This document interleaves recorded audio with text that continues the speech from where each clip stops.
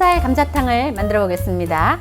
우리 감자탕 하면 일단은 너무 맛있는데 좀 번거롭다잖아요.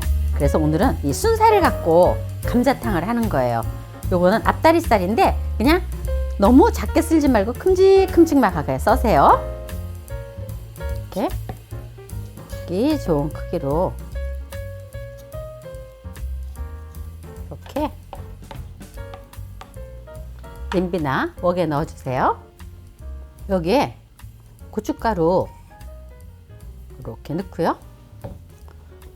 들기름을 좀 충분히 넣는 거예요. 돼지고기와 그 들기름은 같이 하면 너무 구수한 맛이 나거든요. 그래서 이렇게 넣어서 강불 말고 중약불에서 살짝 고기가 겉표면이 익도록 볶아주세요. 이러면 단맛이 안 빠져서 끝까지 고기에 맛있는 맛이 고기 속에 쏙 들어가 있거든요. 그래서 맛있게 드실 수 있어요. 고춧가루를 넣어서 살짝 볶게 되면 생 고춧가루를 넣는 것과 달리 날 고춧가루 맛이 안 나요. 그래서 이렇게 한번 같이 넣고 볶아주는 거예요. 소리 들리시죠? 익는 소리. 자, 이제 들기름 향도 확 올라오고 자작자작 익고 있어요. 이때 육수를 부을 거예요. 이거는 시판용 사골 육수예요. 요 사골 육수가 들어가면 감자탕에 구수한 맛이 나거든요. 뼈 맛을 대체하고. 그렇죠. 그래서 아주 손쉽고 맛있게 감자탕을 집에서 끓여 먹을 수가 있는 거예요. 뚜껑 덮어서 살짝 한번 끓여주겠습니다. 감자탕에 들어갈 대파는 어슷어슷 썰어주세요. 대파 좀 넉넉히 넣으면 아주 시원하고 맛있어요. 이렇게 하고요.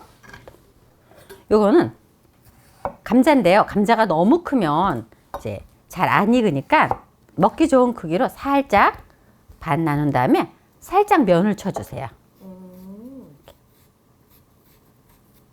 살짝만.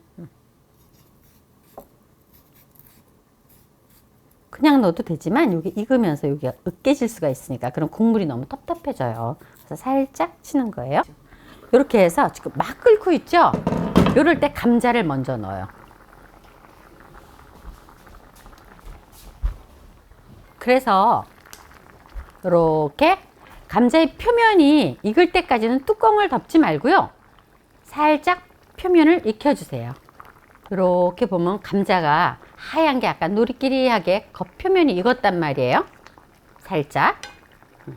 그러면 이제 뚜껑을 덮고 잠시 감자를 삶는 거예요. 이 국물에. 우리가 감자탕 하면 저기 우거지를 갖고 사용하잖아요. 근데 이거는 묵은지를 제가 양념을 싹 털어내서 씻어서 이렇게 꼭 짰어요. 꼭 짜야 돼요. 그래갖고 이렇게 좀 쪽쪽 찢어주세요. 이게 양념을 깨끗하게 털어서 감자탕에 넣어야지 양념이 좀 붙어있는 대로 넣으면 잘못하면 김치찌개 같은 맛이 나요. 그래서 깨끗하게 씻고 혹시 이게 너무 짜다 그러면 물에다가 좀 담궈서 간을 조금 빼는 것도 좋아요. 맛있는 냄새 나지? 오, 감자탕 냄새. 자, 이때 묵은지를 넣어요. 이때 사골로만 하기에는 국물이 좀 작으면 그냥 생수를 넣어서 물을 양을 맞춰요. 사골 있으면 사골 다 사용하셔도 돼요. 이렇게 해서 배추김치가 폭 익을 때까지 끓여주는 거예요. 자, 다진 마늘. 이때 된장을 조금만 넣어주세요. 이 된장이 들어가면 김치도 잘 물르고 간도 또 되거든요. 그래서 된장을 조금 넣어갖고 이렇게 같이 끓여주면 돼요. 배추가 푹 물러야 하니까 너무 강불로 해서 국물을 다 다려는 것보다 불을 중약불로 해서 살짝 다리듯이 끓여주는 거예요. 살짝 졸으면요.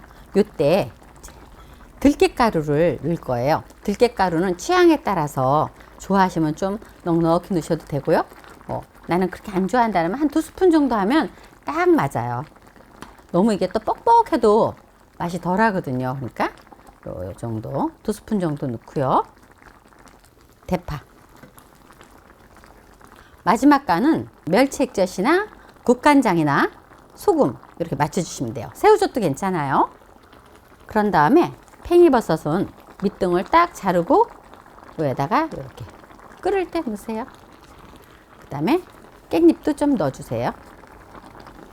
그래서 깻잎하고 팽이버섯이 살짝 익으면 덜어서 드시면 돼요. 이렇게 해서 팽이버섯이랑 깻잎이 살짝 숨 죽으면 드시면 돼요. 정말 쉽죠? 맛은 기가 막혀요.